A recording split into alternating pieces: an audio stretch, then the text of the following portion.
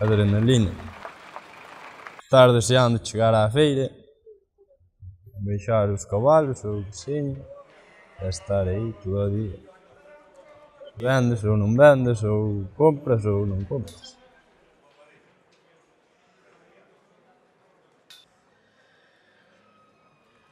Eu ayer, pois xa planeei, hoxe vou á feira. E collíntome en clavar a yegua, limpiala, preparar as cousas para chegar pola mañan cedo e cargar no remolque e virse para aquí. Viño un amigo por mí, viñamos no remolque e viñamos para aquí os dous. Pero claro, houve que madrugar, levantarse ás 7 da mañan, que viño desde o Cesuras, e bueno, vir está aquí e levaros unha hora de camiño. E claro, houve que planear eso e vir para aquí. E claro, xa sales dará con un gasto, se ves para ganar algo xa sales con gasto, porque gasto de gasoi, gasto de coche, unha cosa e outra, pero claro, ves, se non ves, se non vendes. E ves así, e oye, se cae alguén, cae, se non cae, é o que hai.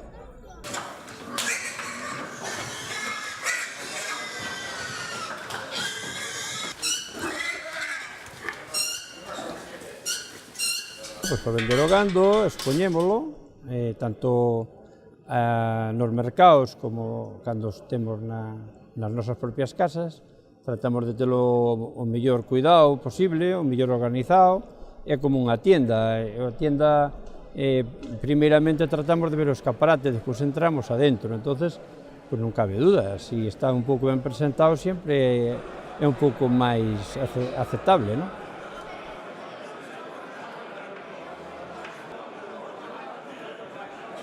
Cando remate aquí, despois do traballo, recollemos, mandamos o gando, o sobrante que para casa, despois non cabe duda, hai que comer o pulpo.